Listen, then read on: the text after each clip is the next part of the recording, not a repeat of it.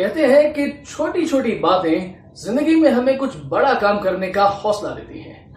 आप सभी को नमस्कार और स्वागत है आपका कहानियों की बगीचे में। मैं हूं आपके साथ निधीश गोयल। कोरोना के दौर में हम सब ने देखा है कि हमारे घरों में रामायण और महाभारत का पुरातन इतिहास टीवी के जरिए हमारे सामने आया। एक और बात हम जानते हैं कि रामायण और महाभारत का जो हमारा इतिहास है, इसे अगर चाहे रामानंद सागर हो या चाहे बी.आर. चोपड़ा हो, वो इन दोनों महाग्रंथों के सभी कथानकों को अगर एक सीरियल के जरिए पिरोना चाहें तो शायद वो उन सबको संभालना इतना आसान नहीं होगा। इसीलिए मैं महाभारत के एक बहुत ही महत्वपूर्ण लेकिन कम प्रचलित कथानक को आपके सामने आज रखता हूँ। होता यूं है कि एक बार भगवान श्री कृष्ण पांडवों की राजसभा में महादानी कर्ण की बार बार प्रशंसा करते जा रहे थे।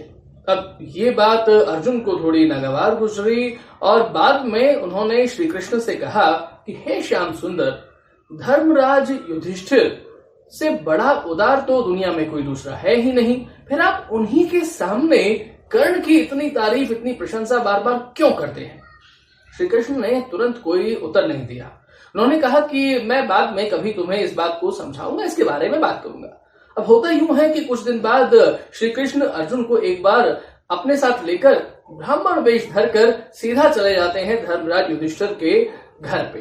अब उसके दरवाजे पर जाकर के उससे कहते हैं कि भाई हमें इसी समय एक मन चंदन की सूखी लकड़ी चाहिए। अब युधिष्ठिर कहते हैं कि ठीक है, लेकिन समस्या ये हो गई कि उस समय जरा बारिश जोरों की हो रही थी। युधिष्ठिर ने नगर में चारों ओर अपने सेवक दौड़ा दिए, लेकिन बहुत कोशिश करने के बाद भी मन तो छोड़िए, आधा शेर से ज्यादा सूखी लकड़ी चंदन की कहीं से मिली नहीं।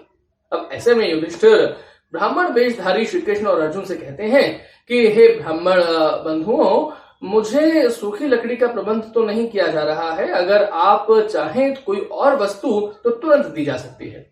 ऐसे में श्री कृष्ण कहते हैं कि भाई अगर सूखी लकड़ी नहीं मिल पा रही है तो कोई बात नहीं, लेकिन हमें कुछ और नहीं चाहिए। वहां से निकलते हैं श्री कृष्ण और अर्जुन, सीधा पहुंचते हैं कर्ण के दरवाजे पर और उससे ये बोलते हैं कि हमें एक मन सूखी लकड़ी चाहिए। ध्यान दीजिएगा, उन्होंने कर्ण से कहा कि हमें एक मन सूखी लकड़ी चाहिए। कर्ण ने पहले दोनों ब्राह्मणों को आदर पूर्वक बिठाया, उनकी पूजा अर्चना की और उसके बाद तुरंत अपना धनुष उठाया, बाण चढ़ाया और अपने घर के सारे मूल्यवान चंदन के दरवाजे, किवाड़, अपने खिड़कियां, चौखट, पलंग सब तोड़ डाले, लकड़ियों का ढेर इकट्ठा कर दिया और उनको उन दोनों के सामने रख दिया।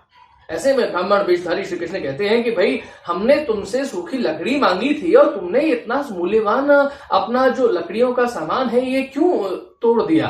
ऐसे में श्री कृष्ण कहते हैं कि ब्राह्मण बंधुओं, बाहर जोर की बारिश हो रही है, अगर मैं किसी भी सेवक को चंदन की लकड़ी या सूखी लकड़ी भी लेने भेजूंगा तो वो भीग जाएगी, आने में समय भी लगेगा, और अगर मेरे यहाँ से कोई अतिथि निराश भाव से लौटे तो उसका कष्ट और उसका दुख मेरे हृदय में हमेशा बना रहेगा।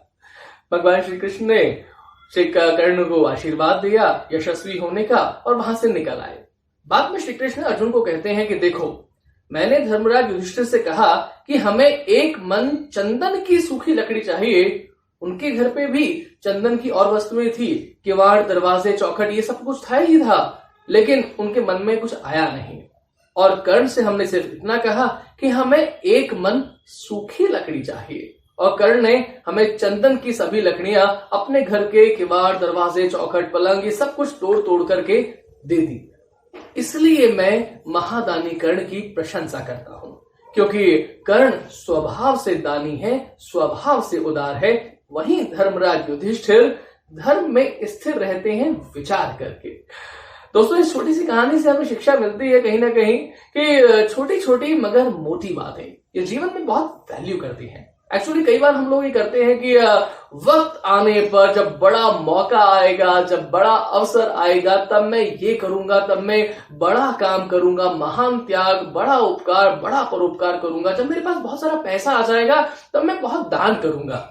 लेकिन ये जो परोपकार है, ये जो त्याग है, ये दान है, ये उपकार है, ये उदारता है, ये जब तक हमारे लिए रोज के हमारे चरित्र में, रोज के हमारे कैरेक्टर में नहीं आएगी ना, तब तक जब मौका आएगा तब एक्चुअली कुछ सूझेगा ही नहीं।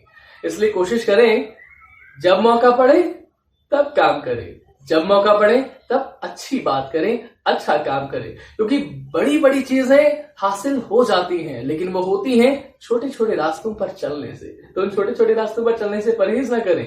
जब मौका मिले चाहे वो एक मुट्ठी आटा ही क्यों ना हो, लेकिन उतना करें। कोई जरूरी नहीं है कि आप 100 लोगों की क्षुधा, उनकी भूख शांत करेंगे। एक की भी शांत कर देंगे ना तो जब मौका आएगा 100 की भी शांत कर पाएंगे। तो चलिए आज की कहानी में इतना ही। ऐसी बहुत सारी कहानियां हमारे इतिहास में बिखरी पड़ी हैं। मैं कोशिश करूंगा कहानियों की बगीची में बार बार सैर पर आपको ले जाकर के उन कहानियों के भंडार में से कुछ चुनिंदा कहानियां चुन करके आप तक पहुंचाने की। अगर आपको ये कहानी अच्छी लगी हो और ये वीडियो अच्छा लगा हो तो इसे शेयर जरूर कीजिएगा। चैनल को अब तक सब्सक्राइब नहीं किया हो तो प्लीज सब्सक्राइब कर लीजिए। और कहानियों की बगीचे में जब भी हम सैर पर निकलें आप हमारे साथ हो लें, इसके लिए बेल आइकॉन को प्रेस जरूर कर दीजिएगा। तो आज की कहानी में इतना ही। फिर किसी कहानी के साथ में आपसे मिलूंगा। तब तक के लिए नमस्कार, जय हिंद, जय भारत।